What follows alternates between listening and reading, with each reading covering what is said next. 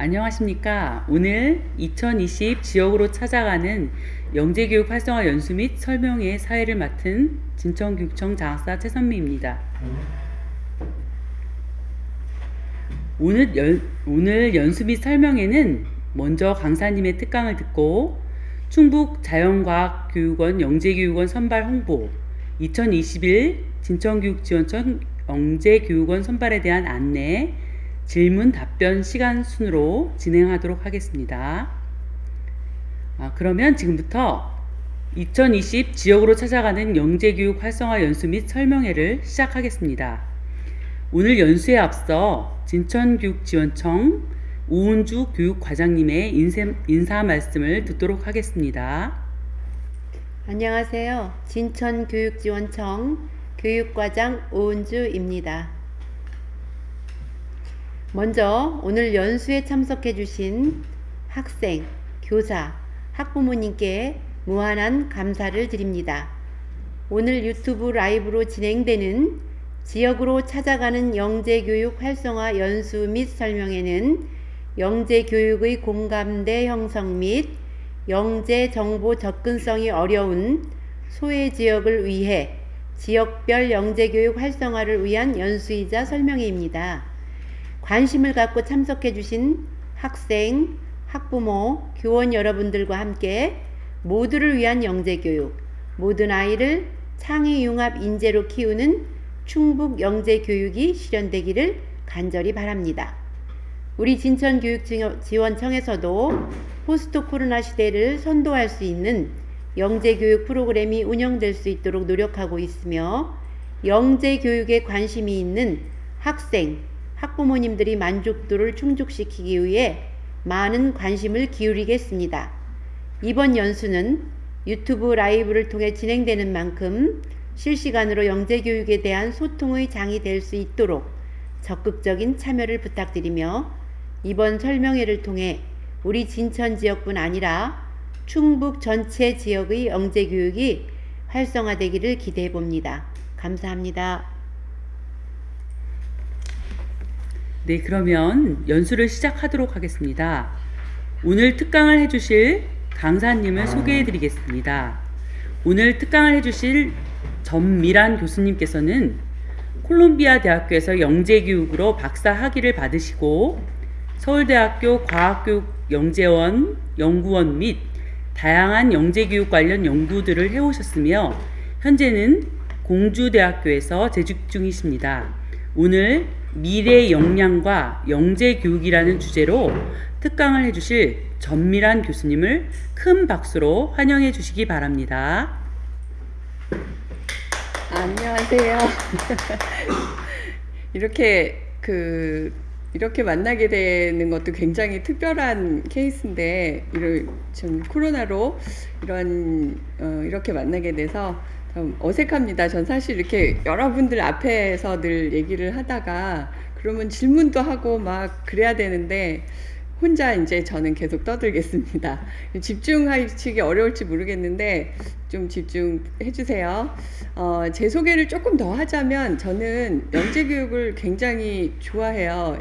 영재란 단어를 제가 언제 들었었냐면요. 한 중학교 때 들었어요. 중학교 때 영재라는 단어를 듣게 됐는데 되게 신기했어요. 저는 그 나이에 그 학년 걸 따라가기도 급급한데 그런 애들이 있는데 무슨 고등학교 것도 공부하고 뭐 미국에다가 연락해가지고 자기가 연락해서 뭐 11교 학교에 그 대학 그 어드미션을 서류를 넣어서 그걸 받았다, 어드미션을 받았다, 막 이런 애들이 있다는 거예요. 그래서 영재교육이라는 게 되게 신기한 거구나. 나는 이제 선생님이 돼서 그런 애들을 정말 가르쳐 보고 싶다. 저희 엄마가 선생님이었거든요. 그래서 가르쳐 보고 싶다 하는 꿈을 가졌었는데 이제 영재 교육이라는 게 그때 우리나라에는 과외도 금지될 때여가지고 그래서 미국에 어떻게 기회가 돼서 이제 했는데 결혼하고 아기 낳고 하면서 포기하고 싶어도 굉장히 영재 교육이 하고 싶어서 그냥 끝까지 하게 된 케이스예요.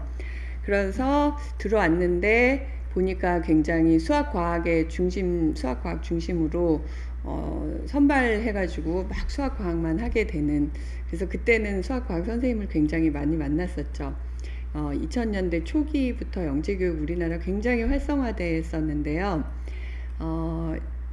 아주 시초라고 생각한다면 1983년에 경기과학고가 말하자면 이제 영재 학교 같이 과학 우수아를 뽑아서 선발을 해서 처음으로 이제 학교를 만들고, 그게 영재교육의 시초라고 저는 생각을 하는데, 그 이후에 1998년부터 대학 부설 과학영재교육원이 막 처음에 19개 막 20몇 개 이제 생겨서 굉장히 활성화가 됐었죠. 지금도 그거는 열심히 하고 있고, 바로 그 이후에 각 시도교육청에서 이제 영재교육을 열심히 하고 있는데, 이게 오랜 시간이 거치면서 그러니까 학생들이 너무 학원에 그게 사교육이 더 활성화된다. 우리나라 사교육은 저는 영재교육 때문에 활성화되진 않고 그건 영원히 숙제라고 생각하는데, 그런다고는 이제 그게 커져서 무슨 입학 서류에 아무것도 쓰지 못하도록 하게 되면서 영재교육이 조금 힘들어지고 있는 것 같아요. 선생님들께도 굉장히 많이 지원을 하던 것도 많이 없어지고, 그래서 진짜 지금 참여하시는 선생님들이 정말 영재 학생들 열심히 가르치시려고 하는 선생님들이 많이 모이신 것 같아요. 저는 그렇게 생각을 하고요. 그래서 거기에 동참하게 된 것을 정말 영광으로 생각합니다. 제가 서울대 과학영재교육원에 오랫동안 일을 했었는데, 거기서 본 학생들이나 그때 경험했던 영재 교육을 생각하면서 너무 부모님은 내 아이들을 특별하다고 생각하고 너는 공부만 하면 돼, 막 이런 부모님들이어서 힘들었고, 아이들은 아이들대로 그게 대우를 받아서 좋다기보다는 학교 이제 학생들과는 좀 더 다른 특별한 아이들처럼 취급받는 그것도 좀 어려움이 있었던 것 같아요. 그걸 굉장히 좋아하기도 하지만 그런 상황이 또 어렵거나 또 떨어진 학생들도 크게 무슨 능력이 부족하고 막 엄청 차이나고 이런 것도 아닌데 많이 떨어지는 것으로서 또 충격을 받고 과학책을 안 보는 학생도 있다고 들었고, 그래서 이제 이렇게 확장이 되고 영재교육이 이제 이렇게 충북 같은 경우는 이제 모든 학생들 막 이렇게 원하면 해준다 이러니까 이거는 정말 저는 좋은 기회라고 생각합니다. 그래서 많이 열심히 관심을 가지시고 참여할 수 있었으면 좋겠고요. 제가 시작하는 부분에는 스트레스를 좀 넣었어요. 왜냐하면 요즘 뭐 코로나 때문에 더 그렇지만 스트레스 때문에 많은 학생들이 학교를 못 나와서도 그럴 수 있을 것 같은데, 스트레스가 굉장히 많이 힘든 문제가 되고, 또 영재 학생들은 뭐 무슨 뭐든지 냅둬도 잘한다 뭐 이렇게 오해를 하시는 것 같아서 그 부분 잠깐 짚고, 그 다음에 영재 정의나 그런 것들을 좀 하고요. 그리고 마지막으로는 제가 특별히 여기 그 전에도 얘기를 하고, 그걸 굉장히 좋아하는 얘기인데, 창의성을 어떻게 키워주냐, 창의성이 뭐냐, 뭐 이런 얘기를 저는 굉장히 좋아하는 얘기예요. 그래서 학부모 연수나 교사 연수나 이런 거 할 때 창의성 얘기하면 제가 굉장히 막 흥분하고 이렇게 좋아하는 부분인데, 그 부분을 끝에 넣었었거든요. 근데 마침 진천교육청에 미리 준비하신 질문이 창의성에 대한 거라고 하셔서 그 부분을 좀 더 얘기를 하고 마치도록 하겠습니다. 자, 준비되셨나요? 이게 안 넘어가고 있습니다. 네, 스트레스가요. 이걸로 하면 되나요? 스트레스가 저런 것 때문에 긴장, 응력, 압력 이런 것 때문에 이제 생기는 거고, 그 정의를 보면 단순한 물리적인 자극이 아니라 그것으로 인한 반응을 포함하는 정신 생리 현상이라고 합니다. 그게 이렇게 물리적, 심리적 이런 문제들이 이럴 때 생기는 건데, 신체적으로도 나타날 수 있고 정서적으로도 나타날 수 있고, 요즘 같은 경우는 굉장히 많이 나타나기는 해요. 뭐 이렇게 여러 가지 스트레스가 생기죠. 기존에 하던 거 다 못하게 되고, 기존에 누렸던 거 다 못 누리게 되고, 별거 아닌 거라고 생각했던 것들 다 그렇게 됐죠. 그래서 그게 이제 어쨌든 그게 지나가면 그냥 성공하는 케이스는 그냥 지나가는 거고요.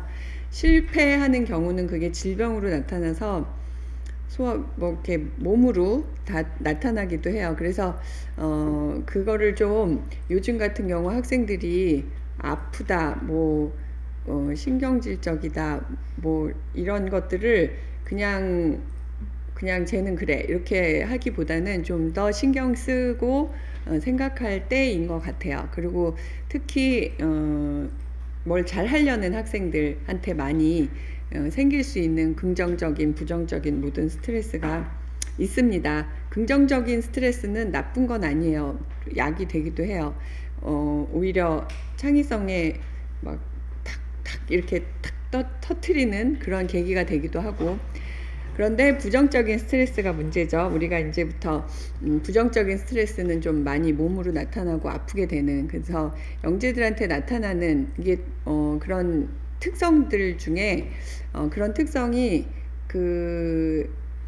부정적으로 나타나면 이제 힘들어지는 경우들이 많은데, 몇 가지만 지금 살펴보고 넘어가겠습니다. 남들과 다르다는 것을 느끼고 안으로 쑥 갇혀버린다, 쑥 이렇게 들어가 버리고 그렇게 해서 더 고립이 되거나 점점 더 내성적으로 되거나 하는 케이스가 있고요. 너무 높은 기대를 받다 보면 그게 또 스트레스가 돼서 뭐 참을성이 없어지고 완벽주의가 생기고 비판적이고 우울증이 생기고 이런 것들이 생기는데, 조금 있다가 우울증 생기고 완벽주의 생기고 이런 것에 대해서는 조금 더 설명을 해드릴게요.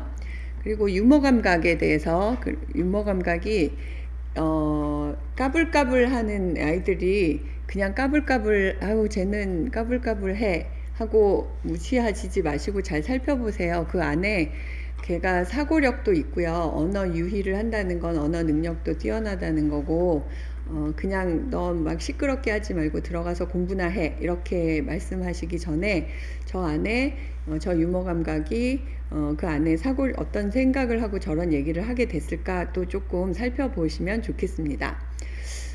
근데 그게 이제 나쁘게 나타나면 말로 남을 공격하거나 남이 상처받을 말을 상처받을 거라고 생각 못하고 하는 경우도 있죠.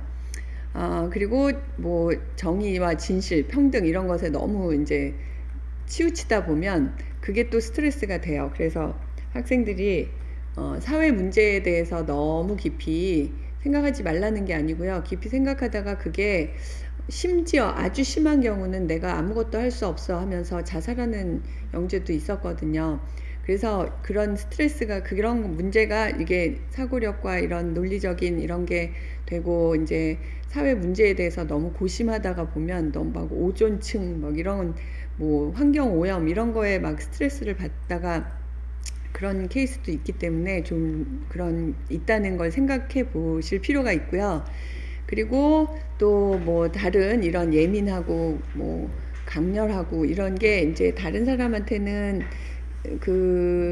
기존 제도에 대해서 비판한다, 그런 것들이 도전하고 이런 것들이 창의성으로 나타나는 경우는 굉장히 좋고, 아니면 힘들어진다는 얘기들을 좀 하고 싶었습니다. 자, 영재들한테 나타날 수 있는 정의적 특성 몇 가지만, 좀 이런 거는 이겁니다, 이럴 땐 이렇게 합시다 하는 게 몇 가지 있는데요. 미성취, 이거는 가지고 있는 능력이 굉장히 IQ 같은 거 높은데 공부는 못해요. 그게 쉽게 말하면 그 차이가 너무 커요. 그걸 미성취라고 부르거든요. 너무 굉장히 높은 능력을 가지고 있는 것에 비해서 성취는 낮은 경우, 우리 아이가 공부를 못한다, 그런데 뭐 안 해서 그렇지 뭐 하면 잘해요 하는 부모님이 많이 있긴 하지만, 오히려 그런 거 말고 그냥 실제로 능력이 있는데 그걸 다 발현하지 못해서 능력이 있는 줄도 모르는 경우가 많더라고요. 그러니까 우리 애를 영재라고 막 아닌데 영재라고 하면 되게 이상해 보일 것 같아서 실제로 능력이 있고 우수한데 단지 성적이 안 좋다고 해서 걔를 무시하고 걔가 가지고 있는 그 잠재 능력에 대해서 살펴봐 주지 않는 부모님들이 꽤 많아요. 생각보다. 그것도 좀 안타까운 것 같아요. 아닌 애를 막 데려다가 막 괴롭혀, 막, 학원을 막 10개씩, 13개씩 끌고 다니다가, 스트레스를 많이 줘서 아이가 신경정신과를 다니는 케이스도 너무 많이 봤고요. 그것도 문제지만 오히려 반대로, 많은 능력을 가진 애인데 그렇지 않을 거라고 생각하고 전혀 관심을 갖지 않는다거나 그걸 키워주려고 하지 않는 건 굉장히 그것도 또 다른 방향의 문제라고 생각합니다. 저는. 그래서 이렇게 기회를 줄 때 좀 더 관심을 가지고 기회에 평가는 선생님들이 하실 거예요. 그 기회에 한번 참여해 보시는 거는 적극 추천합니다. 일단 그래서 미성취를 뭐라고 하냐, 어떤 학생들을 미성취라고 하냐면 여기 잘 보세요. 미래에 대한 비전이나 꿈이 부족하다. 아이의 생각을 산만하게 만드는 가족 내 문제가 있다. 가족 내 문제가 없는 집은 없어요, 사실. 근데 아이들 앞에서 남편 욕을 한다거나 아이들 앞에서 선생님 욕을 한다거나 부모님 욕을, 할머니 할아버지 욕을 한다거나 하는 건 좀 주의하셔야 돼요. 아이들이 다 듣고 있다는 거 아셔야 되고요. 그거 알면서도 자꾸 하는 부모가 실수하는 게 저 부분인데, 아이들은 우리가 얘기하는 거 10이라고 생각하고 얘기를 하면 아이들은 그거 막 100, 1000으로 듣습니다. 부부싸움을 하면 아이들은 전쟁과 같은, 실제 전쟁에 나가서 겪는 것과 같은 스트레스를 받는다고 합니다. 그러니까 그런 건 좀 조심을 하실 필요가 있고요. 동료 집단에 속하고자 하는 바람이 있는데 잘 못 낄 경우가 더 어려워요. 그래서 자기 능력을 감추는 경우가 있어요. 아이들한테 잘난 척하지 않는다고 생각을 하는데 오히려 자기 능력을 감추고 아이들과 같은 나쁜 말을 하고 이러는 경우가 또 있더라고요. 반항하고 싶어하고 특별한 프로그램에 참여하기를 오히려 거부하고 공부 못하는 애들이랑 어울리면서 더 친구들에게 받아들여지는 걸 더 중요하게 생각하고 이런 케이스들이 있어요. 그래서 능력을 숨겨요. 사람들과의 문제나 자신의 이상적인 기대로 인해서 스트레스를 받는다. 교육과정과 관련된 학습활동에 관심이 없고 의미 없는 일이고 반복적인 일이라고 생각하고 노력을 거의 하지 않으면 시간이 지나면 자기가 가진 능력에 비해서 다 덜 발현을 하는 거죠. 이 미성취를 극복할 수 있는 전략들이 이렇게 있는데 이거를 나중에 나중에 다시 한번 하나씩 살펴보세요. 이렇게 쓱 넘어가면은 또 잊어먹으니까. 자녀의 고민에 대해서 들어주고 반응해준다. 너무 어떻게 보면 뭐 미성치건 아니건 모든 부모가 해야 되는 일이죠. 자녀의 능력과 흥미에 대해서 생각하고 학교 생활과 비교해본다. 교사와 상의한다. 학습에 대한 불안을 최소화시킨다. 불안이라는 거는 어떻게 최소화시키기는 어려워요. 근데 스트레스를 너무 그 기대를 너무 많이 한다거나 그 기대를 너무 드러낸다거나 하면 그게 다 불안의 요소가 되니까 그런 거를 좀 조심하라는 얘기죠. 자녀가 이기는 것과 지는 것 모두를 편안하게 받아들이도록 도와준다. 학교와 교사에 대해서 긍정적으로 말한다. 제가 계속 얘기하지만 정말 무심코 던지는 얘기 학생들한테 너무너무 안 좋은 영향을 주는 경우가 많습니다. 정말 조심하셔야 돼요. 부모님들이 쉽게 그냥 니네 선생 막 이런다던가 뭐 이렇게 진짜 조심하셔야 됩니다. 자녀의 생각에 동의하고 서로 기대하는 바를 공유하라. 아이의 능력에 대한 기준이 너무 낮거나 너무 높지 않은지 잘 한번 생각해 보시기 바랍니다. 자, 다음에는 완벽주의. 미성취 영재가 생기는 이유는 저 완벽주의 때문인 경우가 많아요. 완벽주의가 좋은 거는 되게 좋아요. 이게 잘하고자 하고 완벽하게 해내고자 하는 거기 때문에 좋은 건데 이게 안 좋게 나올 때, 그게 너무 완벽하게 못할 것 같을 때 오히려 여기 나오는 것들 이렇게 살펴보시면 너무 완벽하게 할 수 있지 않다고 생각할 때는 오히려 회피해버리는 게 문제거든요. 옛날에 어떤 애가 있었냐면 막 대학교 물리책을 이렇게 팔에 끼고 다녀요. 막 근데 무슨 그룹 활동을 하면 이렇게 들여다보고 자기가 완벽하게 거기서 해낼 것 같지 않으면 아예 나는 안 해서 못하는 거지, 하면 하는데 난 그냥 안 할 거야, 이런 태도를 막 보이거든요. 그래서 그게 시간이 지나면 굉장히 능력이 좋은 아이였음에도 불구하고 시간이 지나면 그거를 안 하고 싶어 능력이 아주 떨어져 버리는 경우가 있었어요. 그런 거가 이제 완벽주의의 나쁜 케이스인데요. 그런 것들을 그렇게 돼서 오랜 시간 지나서 그거를 회피하고 오히려 능력이 떨어지는 일이 있지는 않았는지 한번 생각해 보셨으면 좋겠습니다. 그래서 이런 증상이라고 하면 증상이고 이런 현상들이 있고요. 그래서 그럴 때 어떻게 하느냐? 자녀에게 무엇을 기대하는지 인식하고 스스로 완벽주의에 대해서 살펴보고, 왜냐하면 콩 심은 데서 콩 나고 콩 심은 데서 팥 안 나거든요. 정말 부모가 완벽하게 막 옆에서 달달달 이렇게 그렇게 하면 아이가 분명히 그걸 배우거든요.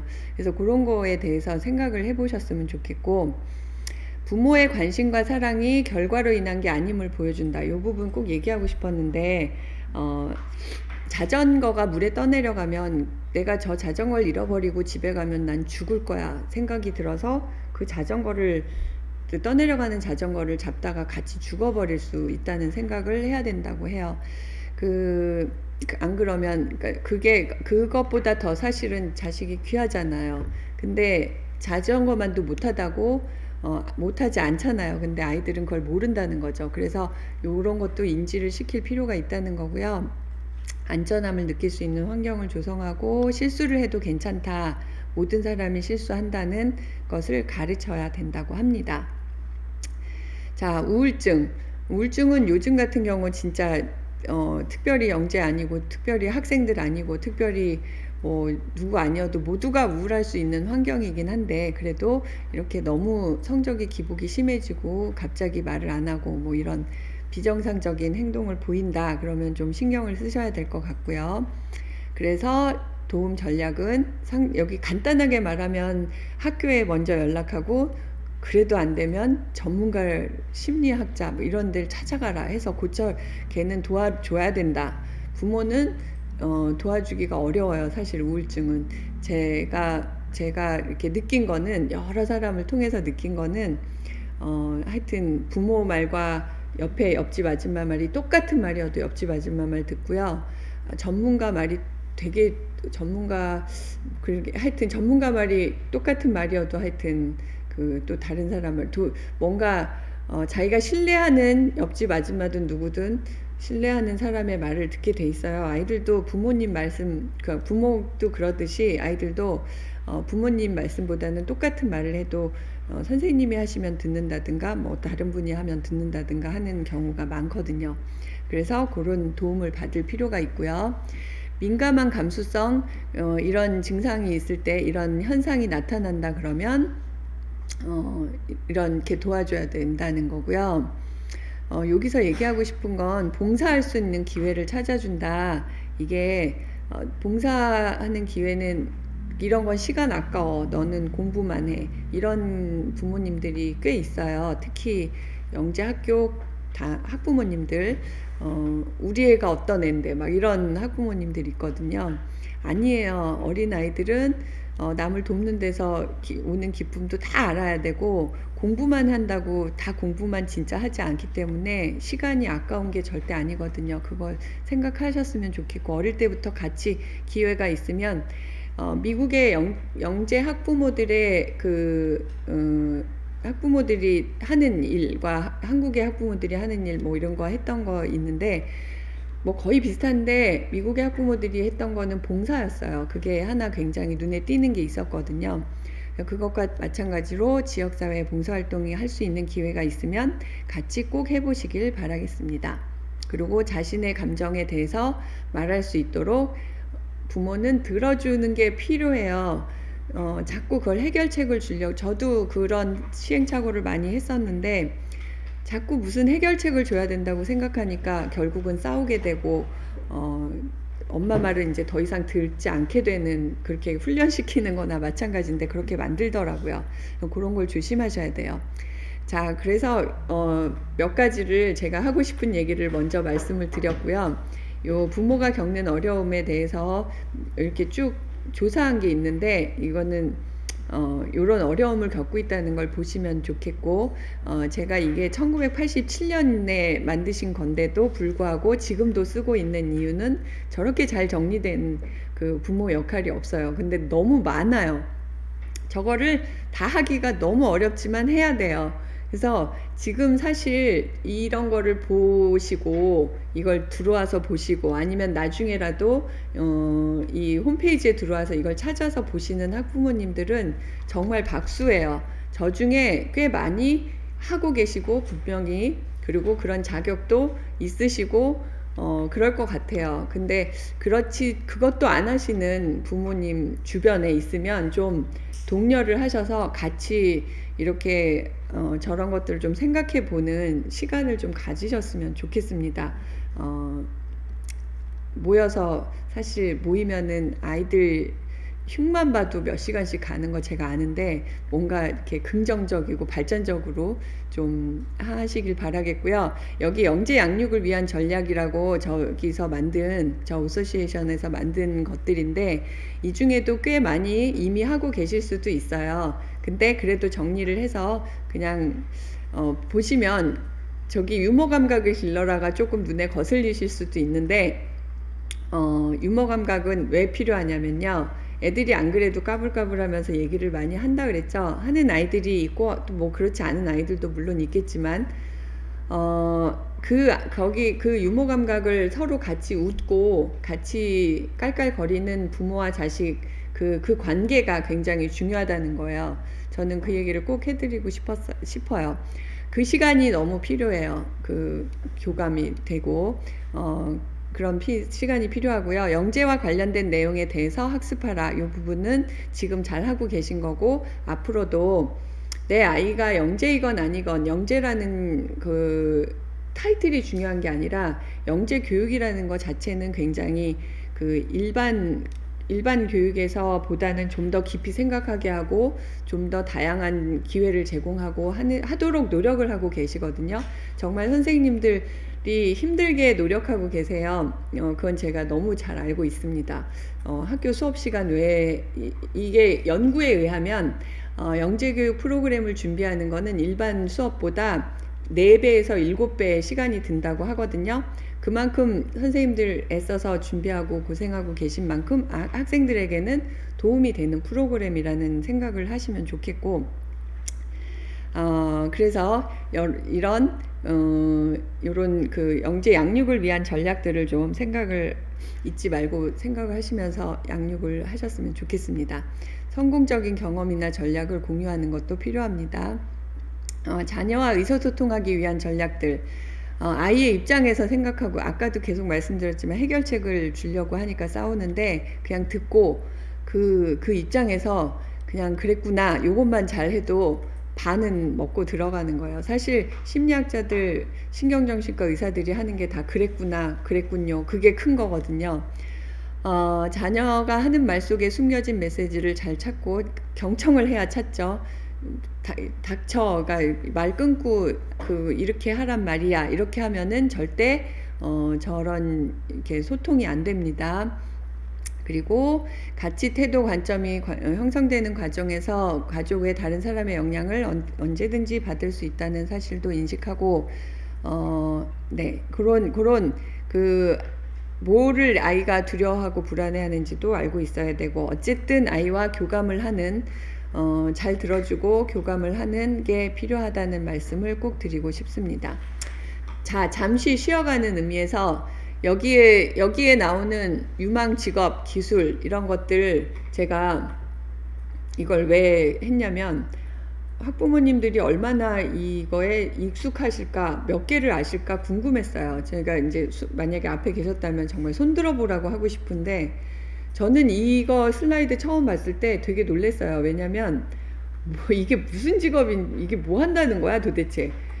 옛날에 제가 알고 있는 우리 때 정말 부모님들이 원하는 직업하고는 너무 다른 거죠. 거의 뭐 옛날에는 아마 의사, 판사 뭐 이런 거 아니었을까 싶은데 지금은 그런 거 갖고는 모르겠어요. 하여튼 굉장히 새로운 직업이고 어떻게 생각하면 그때 직업 중에 없어진 직업, 그때 없어진 가게 생각해 보면 막 솜틀집 없어졌잖아요. 뭐 근데 앞으로 생길 직업, 지금 없는데 앞으로 생길 직업 너무 사실 많죠. 그때 없었는데 지금 있는 직업 이런 거 생각해 보면 무슨 정말 많잖아요. 근데 앞으로도 정말 많이 변할 거라는 걸 생각해 보신다면 우리 아이들이 할 일은 우리 아이들이 사는 시대에는 저런 일들을 하고 내가 지금 생각할 수도 없는 직업을 하면서 살겠구나. 그걸 어떻게 키워줄 거야. 이 좁은 사고방식으로 이 편협된 내가 아는 거는 너무 이렇게 단순한데 그 생각을 하면서 좀 내 거를 강요하는 거는 정말 금지해야 되는 일이라고 생각합니다. 그 얘기를 꼭 드리고 싶었고요. 지금부터 몇 가지 영재 정의만 살펴볼게요. 그러니까 사실 영재 정의가 몇십 개 있어요. 그 중에 가장 한 서너 개가 가장 많이 사용되고요. 우리나라 같은 경우는 초창기에 저 렌줄리 정의를 교육개발원에서 저도 한 8개월 일한 적이 있는데 교육개발원에서 저거를 처음으로 이제 그러니까 영재교육을 정립을 하면서 저 정의를 썼던 거예요. 그게 뭐냐면 평균 이상의 능력, 창의성, 과제 집착력이에요. 그래서 그 평균 이상의 능력은 기본적으로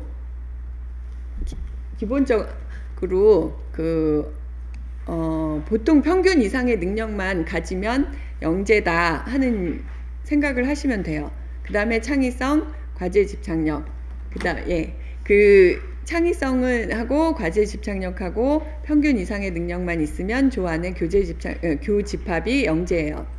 과제 집착력, 엉덩이 힘이에요. 그냥 뭔가 하겠다는 의지나 이렇게 앉아있는 뭔가 집중하는 그런 건데 저런 세 가지만 있으면 영재다. 그러니까 생각해보면 어떤 막 10,000명에 1명 있을까 말까 한 무슨 굉장한 사고력을 요하지 않아요. 영재는 평균 이상의 능력만 되면 저런 창의성과 과제 집착력을 가지고 충분히 영재라고 하는 거를 볼 수 있습니다. 그리고 가드너의 미래 마인드인데요. 가드너가 옛날에는 다중지능은 들어보셨을 거예요. 다중지능 이론. 다중지능 이론에 뭐 있어요? 언어적 능력, 뭐 언어지능, 무슨 수학 논리적, 그다음에 인터펄슨 그 상호작용 잘하는, 그다음에 자기 성찰, 음악적, 키네스틱 운동 능력, 그다음에 그 자연 친화적, 그렇게 해가지고 모든 사람은 이 8가지 이상 얘기했다가 그냥 8가지로 정립을 했는데 이 8가지를 모두 가지고 있어요. 근데 어떤 걸 얼마나 많이 가지고 있고 조금 가지고 있냐, 피자를 나누듯이 나눠보면 이렇게 그런 능력을 가지고 있다. 그래서 모든 학생들이 이렇게 다양한 능력을, 다양한 프로파일을 가지고 있다고 얘기를 했었는데, 오랫동안 연구를 하다 보니 비교적 최근에 새로 쓴 책이 미래마인드라는 책이에요. 기회가 되시면 꼭 읽어보셨으면 좋겠어요.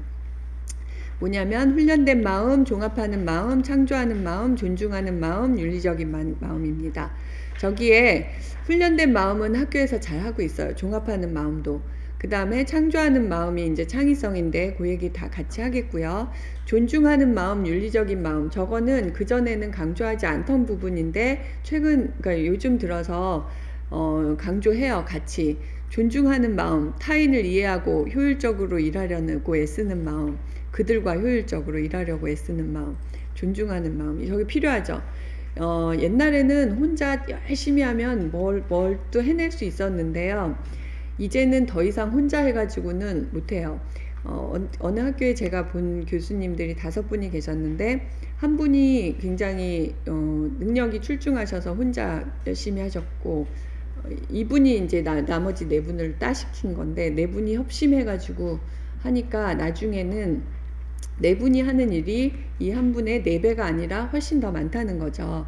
요즘은 그렇게 됐기 때문에 저 존중하는 마음 굉장히 필요하고 윤리적인 마음 더 이상 말할 필요도 없게 필요합니다. 그래서 이제 최근 들어서 영재에게 저런 게 필요하고 영재 교육에서 강조해야 된다 하고 얘기를 하고 있습니다. 그 다음에 이제 스턴버그라는 학자가 예일대 교수, 아까 그 가드너는 하버드 교수였고요. 스턴버그라는 학자는 예일대 교수였는데 뭐 터프 대학인가 부총장으로 가고, 근데 어쨌든 옛날에 그 영재교육 심리학회 회장하고 이럴 때 이제 저런 성공지능을 만들었어요. 그게 우리가 보는 영재의 정의 중에 하나인데 성공지능이라는 게 있는데, 저렇게 분석지능, 창의지능, 실천지능이 필요하다. 저거 거의 뭐 몇 시간 강의해야 되는 내용인데 간단하게 설명을 드리면, 예를 들어 그런 문제가 있어요. 빈병 여기 있나? 예. 빈병을 가져가면 100원에 콜라 한 병에 100원 하는 가게가 있어요. 근데 두 병을 마시고 콜라를 마시고 빈병을 가져가면 50원을 줘요. 그래서 500원을 가지면 콜라를 총 몇 병을 마실 수 있을까? 계산을 잘하면 분석지능이 높은 거고요. 그 병을 가지고 뭘 잘 만들 수 있고 활용도를 높여요. 그거를 어떻게 할 수 있나를 다양하게 생각할 수 있으면 그게 창의지능이고, 실제로 가서 바꿔 먹는 애는 실천지능이 높은 거예요. 계산만 하는 애가 있고 실제로 가져가서 한 병이라도 바꿔 먹는 애가 있을 거 아니에요. 학교에서 공부 별로였는데 졸업하고 뭐 잘 살아, 이런 나보다 잘 살아, 뭐 이런 게 있었는데 그게 이제 실천지능이 높다는 거고, 우리가 학교에서는 많이 강조하지 못하고 있다 하면서 이제 얘기를 했던 거고요. 요거는 그 창의성으로 넘어가면서 창의성 테스트에서 쓰는 문제들인데, 요거 살펴보면 차이를 아실 거예요. 여기 구글 스위스에 있는 구글 사무실이라 그래요. 우리가 생각하는 사무실하고 다르죠. 제가 생각하는 사무실하고는 굉장히 달랐어요. 이런 것들이. 이게 회사의 모습이라고? 무슨 먹는 것도 뭐 식당이 6개 있는데 엄청나게 좋고, 그러니까 그렇게 들어가려고 이렇게 막 하는데, 들어가는 그 입사 시험 자체가 옛날에 그 막 무슨 문제 풀고 이런 게 아니라 무슨 그룹으로 과제를 주고, 그러니까 그룹으로 존중하는 마음, 그런 게 필요한 거죠. 과제를 주고 기간 안에 뭐를 해결해라, 이런 게 그런 식으로 해서 인재를 뽑거든요. 이런 데서도 어떻게 어떤 사람을 원하고, 우리가 앞으로 시대에 어떤 사람이 필요하고 어떤 저기를 해나가야 되냐, 그러니까 우리 애가 어떻게 커야 될 거냐, 궁극적으로 그 얘기를 하자면 요 부분입니다. 창의성인데, 너무 제가 어떻게 보면 너무 간단하게 간단하게 이제 하니까 아쉽기는 해요. 이거 정말 오랫동안 하고 싶은 얘기인데, 그래도 요점만 몇 가지만 말씀을 드릴게요. 창의적인 환경, 막 그 리스트를 보면요, 정말 이만큼 있어요. 근데 뭐 그 중에 정말 이렇게 늘 반복돼서 나오고, 그런 거는 비판하지 않고 받아주고, 이렇게 우스갯소리, 아까부터 얘기하지만 유머 막 이런 것들이 있거든요. 창의적인 환경은 그런 이상한 것들이 다 받아들여지는 환경이에요. 이상한 말을 했어, 이상한 행동을 했어, 그게 결코 정말 이상할지라도 그게 그 중에서 좋은 게 또 나올 수 있는 거고, 그게 거기서 또 새로운 생각들이 탁탁 터져 나오는 거기 때문에, 그런 것들이 받아들여지는 환경이 창의적인 환경이에요. 그러니까 집에서 너무 경직된 분위기, 너무 정말 몇 시부터 몇 시까지 뭘 해야 되는, 물론 그런 규칙이 있고 룰이 필요한데, 그거 외에 너무 작은 것까지 그러면 그 창의적인 환경이 될 수가 없다는 거고요. 그거는 어떻게 보면 굉장히 부모님이 그런 분위기를 조성하고 아이들이 또 거기에 맞추다 보면 그렇게 되는 경우가 많은데, 제가 이렇게 옳게 얘기를 하게 될 줄은 몰랐는데, 저희 올케는 정말 시간 단위로 띵띵 울려요. 띵띵 울리면 첫째가 뭐 해야 되는 시간, 띵 울리면 둘째가 뭐 해야 되는 시간. 그래서 그게 정말 이렇게 너무, 그래서 아이들이 그 소리가 울리면 막 몸서리를 칠 정도로 그렇게 해서 키우다가 결국은 그 아이가 초등학교 6학년 때 폭발해서 결국은 이제 소통도 못하게 되는 케이스를 봤었어요. 근데 그런 경우를 그분만 아니라 여러 분을 봤는데, 그런 거는 어쨌든 창의적인 환경이 아니에요. 창의성을 키우기 위해서는 그런 환경에서는 결코 창의성이 길러지기 어렵고요. 그러니까 다양한 경험을 시켜줘라, 이런 게 있어요. 그래서 다양한 경험을 시켜주려고 노력하는 부모님께서 그 다양한 경험이라고 하는 것도 시간표를 짜서 아이를 들들 볶아가면서 아이의 관심과 관계없이 엄마의 스케줄에 따라 막 끌고 다니다가 뭐 창의적인 것도 아니고 아이한테 자극도 안 되고 짜증만 나고 힘들어지는, 그러니까 서로 지치고 그런 케이스도 많이 봤고, 이래서 그런 거는 창의적인 환경이라고 할 수 없고요. 뭐 이렇게 하면 창의적인 환경이 됩니다 하는 건 아닌데, 그냥 강조하고 싶은 몇 가지를 지금 말씀을 드리면 정확한 답이 아니라 답이 또 있다 하는 그 얘기를 드리고 싶습니다. 그런 태도를 가르쳐야 된다는 얘기를 하고 싶습니다. 무슨 답을 찾는 거를 우리가 평생 해왔어요. 사실 저 때 교육은 답 찾는 교육이었어요. 그래서 자지선다형에서 답 딱 찾으면 그걸로 딱 끝나고 시험 딱 끝나면 싹 잊어먹고 거의 그런 수준으로 공부를 했었는데, 제가 진짜 힘들어 지금 생각해 제 얘기를, 그러니까 우리 때 얘기를 하다 생각이 난 거는, 제가 미국에서 그 논문 쓸 때 네가 하고 싶은 주제를 가져와, 이게 진짜 어려운 질문이었어요. 왜냐하면 저는 그렇게 훈련돼 있지 않았으니까. 저는 차라리 책을 5권 외워와 이러면 그거 할 수 있을 것 같은데, 네가 원하는, 네가 하고 싶은 주제를 생각해와. 너무 그냥 선생님이 찾아주세요 이런 마음이었거든요.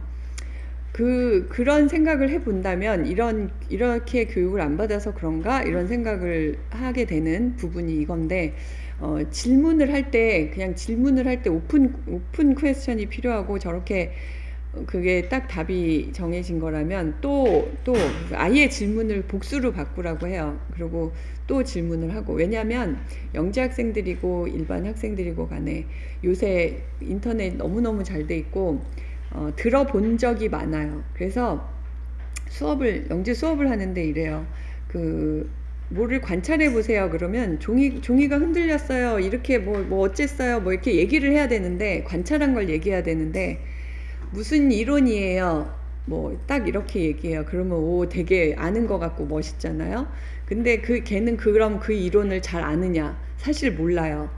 조금만 돌려서 물어봐도 하나도 모르는데 어디서 주워 들은 것 같고 그렇게 얘기를 한단 말이에요. 그래서 다르게 생각해보고 또 생각해보게 하려면 질문을 저렇게 복수로 하고 여러 가지 답이 나올 수 있도록 질문을 하는 게 필요해요. 정말 답을 찾아야 되는 케이스가 많이 있죠. 시험 볼 때 그러라는 게 아니라 평상시에 집에서도 그리고 내가 원하는 답이 안 나왔다고 했을 때 막 거의 OX 수준으로 확 잘라버리지 말고 또 생각해보고 또 하면서 또 이것저것 생각해볼게 질문을 하셨으면 좋겠습니다. 그런 게 필요하고요. 그리고 모든 것은 상상적 단계와 실용적 단계가 있대요. 그래서 상상적 단계에는 유연한 사고가 필요하고 실용적 단계에 비판적 사고가 필요한데, 우리는 항상 비판적이고 논리적인 거를 좋아했어요. 그렇게 공부를 했고 그거에 익숙해 있어요. 그래서 상상적 단계에 저 유연한 사고를 필요로 하는데 그거에 가장 좋은 연습이 비유법이래요. 제가 이제 참 컴퓨터를 가지고 많이 해요. 왜냐하면 불어 같은 경우는 모든 사물을 여성이냐 남성이냐 하는데, 컴퓨터는 일단 아무거나 생각할 수 있기 때문에 컴퓨터를 가지고 하면, 컴퓨터가 여성이다 남성이다 예를 들면 생각해 보세요. 잠시 생각해 보세요. 제가 대면 수업이면 막 물어보겠는데 그러면 또 억지로 나오거든요. 창의성이라는 거 쥐어짜면 나오더라고요. 좋은 생각을 하시더라고요. 하라 그러면. 근데 비유법 예를 들면 제가 들었던 거 뭐 컴퓨터는 여성이다. 왜냐하면 날씬에 계속 가벼워지려고 하기 때문에 여성이다. 이런 거 이렇게 생각을 해보시는 거예요. 그런 비유법이 창의성에 되게 도움이 된대요.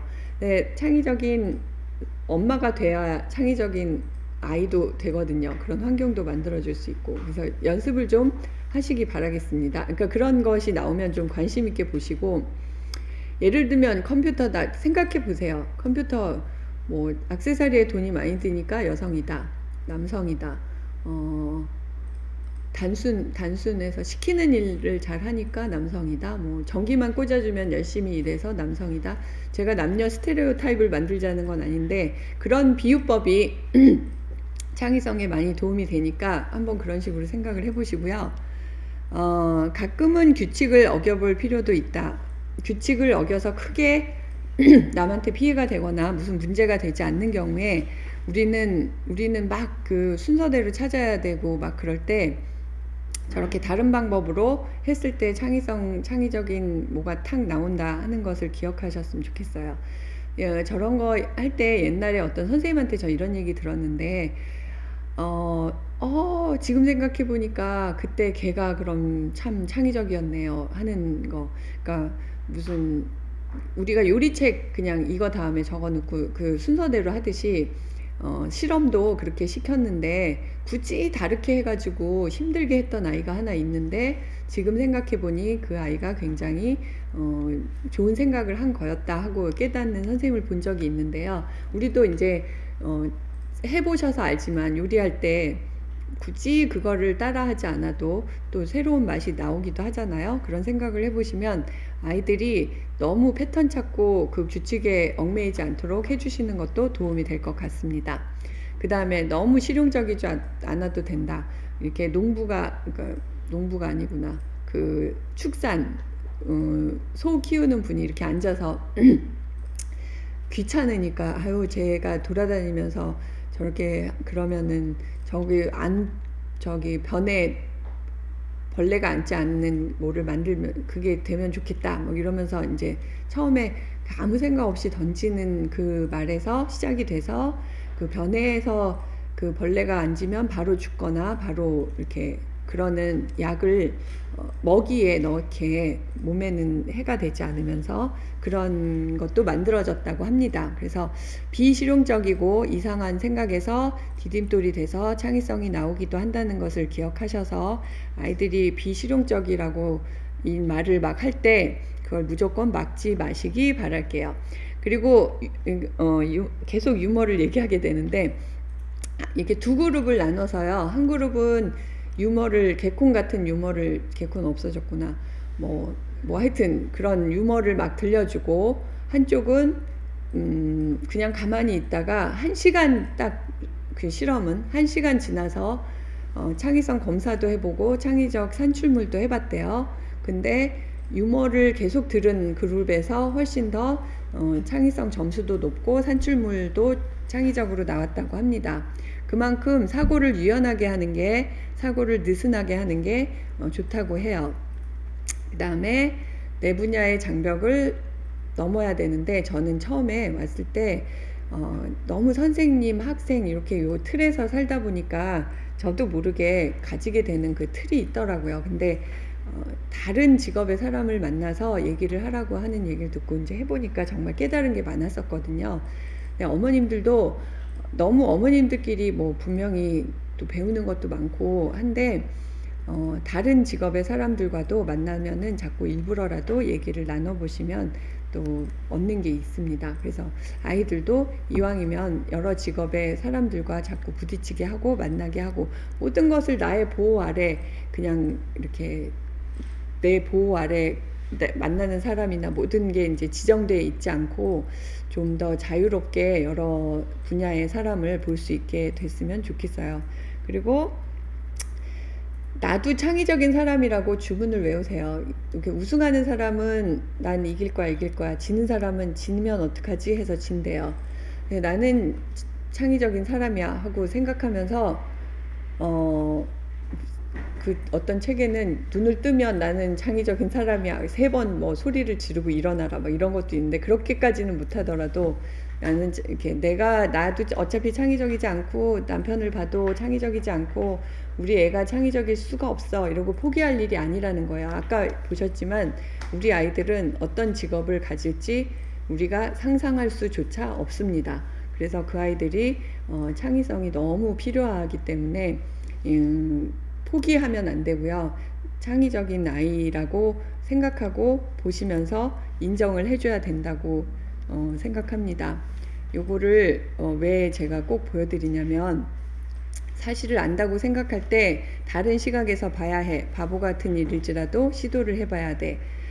그 다른 시각에서 보는 걸 우리는 참 못해요. 다른 시각으로 보면 큰일 나는 줄 알아요. 그거를 벗어나서 정말 아이들이 저렇게 책상에 올라가서 볼 정도로 그거를 안 돼 무조건 내려와 이런 일이 아니라, 다른 시각으로 모든 사물이 뿐만 아니라 모든 문제도 다른 시각으로 볼 수 있도록, 또 본인도 학부모님들도 그렇게 다른 시각으로 보고 생각을 하는 훈련을 좀 생각하면서 유연하게, 사고가 경직되는 데에서 창의적일 수 없어요. 그것을 모두 그러니까 유연하게 하는 것을 그냥 강조를 드리고 싶어요. 나뿐만 아니라 아이들까지도. 요거는 나중에 기회가 되시면은 엄마가 울었다 한번 쳐보세요. 그러면 거기에 아이들이 엄마를 보고 부모님을 보고 칭찬을 쓰는 그 숙제가 있어요. 그래서 부모님을 관찰하다 보니까 처음에는 부모님을 칭찬을 하면 부모가 너 미쳤니? 부모님이 엄마가 이렇게 학원을 데려다 주니까 좋아요. 그러니까 막 욕이 돌아왔어요. 근데 자꾸 하다 보니까 엄마도 여자구나, 아빠도 배가 나왔지만 저런 걸 좋아하는구나, 이렇게 해서 서로 좋게, 그러면서 시간이 지나면서 그걸 30개 숙제를 했는데 하고 나니 내가 참 괜찮은 사람이라고 느꼈다. 이게 그 학생들의 반응이 그런 동영상인데, 이 내용하고 다른 내용하고 맞는지 안 맞는지 모르겠지만 전 무조건 이걸 꼭 보셨으면 좋겠고, 제가 하는 얘기는 칭찬. 아이들한테 나쁜 점만 막 찾아서 고쳐주려고 하다 보면 칭찬을 놓쳐버리거든요. 억지로라도 좋은 것만 찾으려고 하시고요. 문제 아이는 없대요. 문제 부모가 있지. 그걸 듣고 저는 굉장히 놀란 적이 있는데, 문제의 부모만 있고 문제의 아이는 없습니다. 그거는 저도 동의를 하고요. 마지막으로 그 말씀 꼭 드리고 싶고, 제가 말씀드렸던 저도 잘 못하지만 그래도 말씀드렸던 창의적인 환경을 만들어주기 위해서 부모님들이 했으면 좋겠는 몇 가지들 꼭 기억하시고, 나중에 이 충북교육청 굉장히 열심히 하고 계시니까 기회가 돼서 꼭 교육 같이 받으시고, 혹시 또 기회가 돼서 만나 뵐 수 있으면 좋겠습니다. 이것으로 마치도록 하겠습니다. 감사합니다.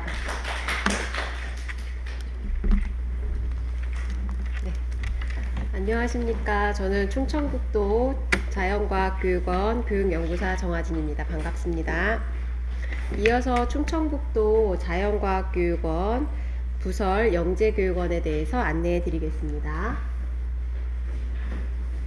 안내 순서는 보시는 바와 같이 선발, 운영, 평가 순으로 하겠습니다. 저희 영재교육원은 올해 융합수학과 융합과학 분야로 초4, 초5, 초6, 중1, 중2 분야로 총 240명을 선발합니다.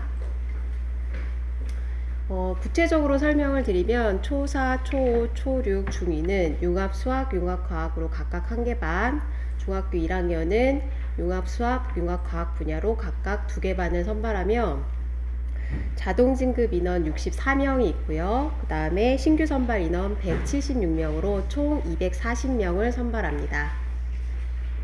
그 영재교육원 일반 전형 계획은 저희 본원 홈페이지에 올라와 있으니까 자세한 사항을 확인하고 싶으시면 홈페이지에 꼭 들어와서 확인해 주시고요. 원서 접수 기간은 11월 9일부터 19일까지 진행됩니다. 저희 1차 영재성 검사는 12월 5일 진행되며 선발 인원의 1.5배수를 선발합니다. 2차 심층 면접은 12월 12일 진행되며 12월 24일 날 최종 합격자를 발표할 예정입니다. 이 전형은 코로나19 등 상황에 따라서 변동이 될 수 있음을 안내해 드립니다. 다음으로 학생 맞춤형 영재교육원 운영에 대해서 안내해 드리겠습니다. 저희 영재교육원은 역량중심 영재교육과정을 운영해서 학생들을 미래 인재로 키우기 위해서 노력하고 있습니다. 교과활동은 문제중심 온라인 탐구, 주제중심 공동탐구, 주제선택 자유탐구로 구성이 됩니다. 문제중심 온라인 탐구는 온라인 콘텐츠를 제공하여 질의응답 및 피드백을 통해 영재 핵심 역량을 키울 예정입니다. 주제중심 공동탐구는 수학과학 교육과정과 연계한 다양한 심화 주제를 탐구하고 결과를 공유하여 서로 함께 발전하는 과정입니다. 주제선택 자유탐구는 소모듬 단위로 주제를 자유롭게 선택해서 연구하고 창의적 산출물을 발표하는 과정입니다. 교과외 활동으로는 창의융합 영재캠프, 현장체험학습, 산출물 발표회가 있습니다. 창의융합 영재캠프는 노벨상 수상자들의 연구 업적을 실험해 봄으로써 우리 영재들이 미래의 노벨상 수상자가 될 수 있는 역량을 기르는 과정입니다. 현장체험학습은 수학과학 주제별 전문가와 함께 함으로써 조금 더 심화 있는 주제를 경험해 보는 과정입니다. 창의적 산출물 전시 및 발표회를 통해서 서로의 아이디어를 공유하고 이를 바탕으로 함께 발전하는 과정입니다. 이 과정 역시 올해와 같이 코로나19 상황 등에 따라서 변동이 될 수 있음을 사전에 공지해 드립니다. 마지막으로 역량중심 성장 지원형 평가 안내입니다. 저희 영재교육원은 역량중심 성장 지원 보고서를 통해 1년 동안 학습한 과정을 기록해서 아이들과 학부모와 함께 공유해서 아이들의 성장을 기록합니다. 이상 충청북도 자연과학교육원 부설 영재교육원 안내를 마치고요. 이어서 진천교육지원청 영재교육원 안내가 있겠습니다. 감사합니다.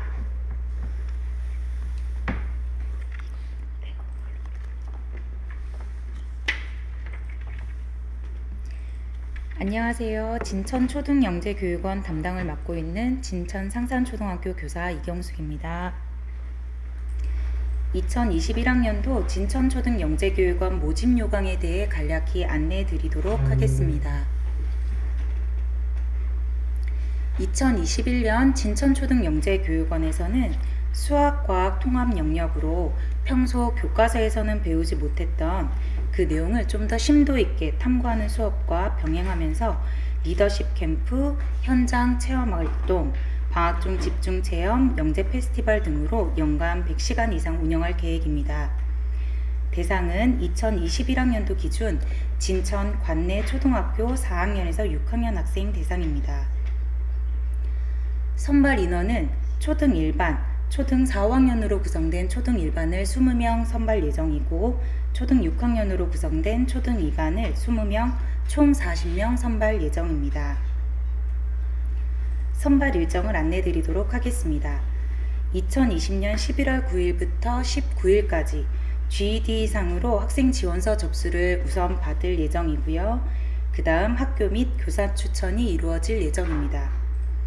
2020년 12월 5일 토요일에 전국 공통으로 실시되는 영재성 검사가 진천 상산초등학교에서 실시되며 당일 심층 면접이 또한 함께 실시될 예정입니다. 저희 진천초등영재교육원에서는 잠재적인 영재성을 가지고 있는 영재 학생들이 모여 교과서에서 배웠던 내용을 깊이 있게 탐구하고 친구들과 협력하여 문제를 해결해 나가는 수업 방식을 통해 미래 역량을 길러주고자 노력하고 있습니다. 2021학년도 진천초등영재교육원을 함께할 소중한 인재들의 많은 지원이 있기를 기대하며 궁금하신 점은 연락 주시면 자세히 안내 드리도록 하겠습니다. 감사합니다.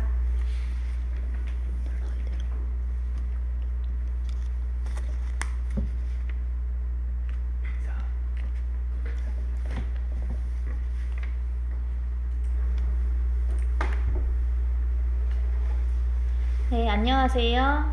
지역 공동형 진천 상신초등학교 영재학급을 홍보하게 된 진천 상신초 교사 이선진입니다. 2021학년도 진천 상신초에 지역 공동형 영재학급이 신설됩니다. 영역은 과학정보융합이며 과학과 정보 분야의 심화 주제를 다루는 교과 수업과 방학 영재캠프 등으로 연간 100시간을 운영할 예정입니다. 대상은 진천 관내 초등 5, 6학년 학생이며 인원은 초등 5학년 반 20명, 초등 6학년 반 20명으로 구성될 예정입니다. 선발 일정은 화면에 나와 있는 표와 같으며 2020년 11월 9일부터 19일까지 학생 지원서 접수가 있습니다. 이후 2020년 12월 5일에 전국 공통으로 실시하는 영재성 검사와 과학 정보 분야의 심층 면접이 진천 상신초등학교에서 실시될 예정입니다. 저희 진천 상신초 영재학급에서는 학생들의 탐구 능력과 창의력을 키우기 위한 다양한 과학정보 영재 프로그램을 개발하여 학생들이 함께 참여하고 성장하는 시간을 만들고자 노력할 것입니다. 과학과 정보 분야에 관심과 재능이 있는 많은 학생들의 지원 부탁드립니다. 감사합니다. 안녕하세요. 진천 중등 영재교육원 업무를 맡고 있는 진천중학교 박은옥입니다.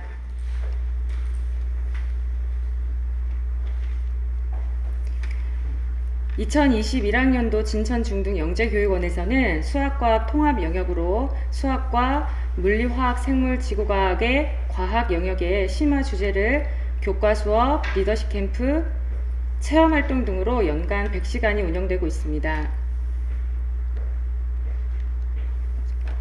대상은 2021학년도 중학교 1에서 3학년으로 현재 초등학교 6학년에서 중학교 2학년 학생이 모집 대상입니다. 선발 인원은 중등 1반은 중학교 1학년 학생 20명, 중등 2반은 중학교 2, 3학년 학생 20명입니다. 저희 영재원에서는 영재 학생들의 문제 해결력 및 탐구 능력을 키우기 위한 실험, 토론, 조사 및 발표 등의 다양한 학생 중심 활동으로 미래 인재를 키워내기 위해 노력하고 있사오니 많은 지원 부탁드립니다.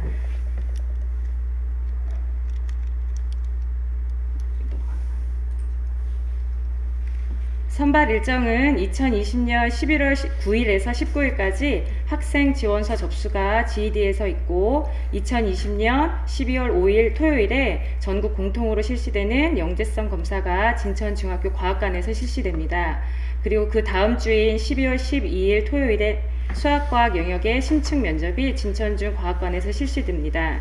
궁금하신 사항은 진천중학교 과학관으로 문의하시기 바랍니다. 많은 지원 부탁드립니다. 감사합니다.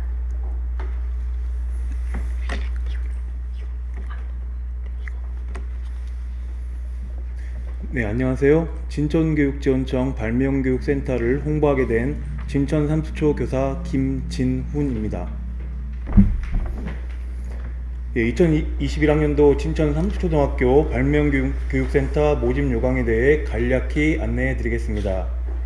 2021학년도 진천 삼수초등학교 발명교육센터에서는 발명 공작 기초 실습으로 과학의 기본 원리와 방법을 체득하게 하며 다양한 프로그램 적용으로 창의력과 탐구 정신을 함양하고 발명 활동에 소질이 있는 학생을 조기에 발굴하여 융합 인재로 육성하는 데 목적이 있으며 목공, 레고 마인드스톰, 드론 등의 다양한 실습 활동과 리더십 활동, 발명 현장 체험 학습 및 발명 캠프, 영재 페스티벌 등으로 연간 120시간 이상 운영할 계획입니다. 대상은 2021학년도 기존 진천 관내 초등학교 4학년부터 중학교 3학년 학생 대상입니다.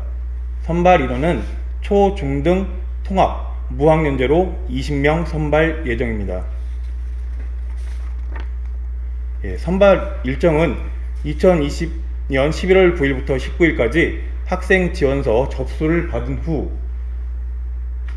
학교 및 교사 추천이 이루어집니다. 2020년 12월 5일 토요일에 전국 공통으로 실시하는 영재성 검사가 진천 삼수초등학교에서 실시되며 당일 심층 면접이 함께 실시될 예정입니다. 저희 진천 삼수초등학교 발명교육센터에서는 잠재적인 영재성을 가지고 있는 영재 학생들이 모여 협업하면서 따뜻한 마음을 키우고 다양한 실습 활동으로 창의력을 키워 21세기에 꼭 필요한 미래 핵심 역량을 길러주고자 노력하고 있습니다. 2021학년도 진천 삼수초등학교 발명영재교육센터에서 자신의 꿈을 알고 자신의 꿈을 펼쳐갈 소중한 보석 같은 인재들의 많은 지원이 있기를 기대하며 궁금하신 점은 진천 삼수초등학교 발명교육센터로 연락 주시면 자세히 안내해 드리도록 하겠습니다. 감사합니다.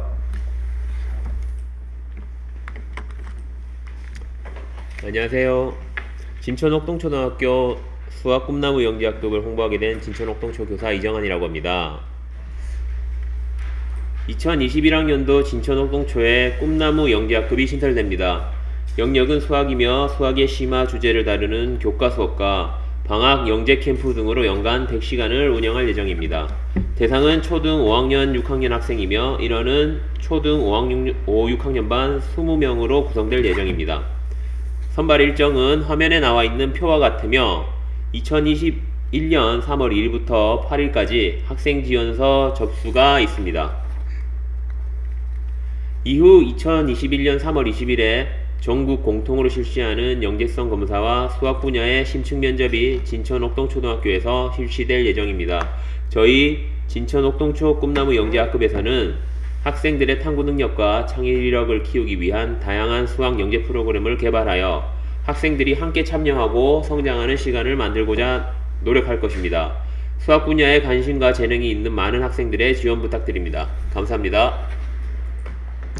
네, 이상으로 영재 연수 및 설명회를 모두 마치도록 하겠습니다. 영재교육 선발이나 프로그램 관련 문의는 진천교육지원청과 중심 운영 학교에 해주시면 자세한 안내를 받으실 수 있습니다. 함께 행복한 교육은 교육 공동체 모두의 힘으로 모아질 때 그 빛을 발할 수 있으리라 생각합니다.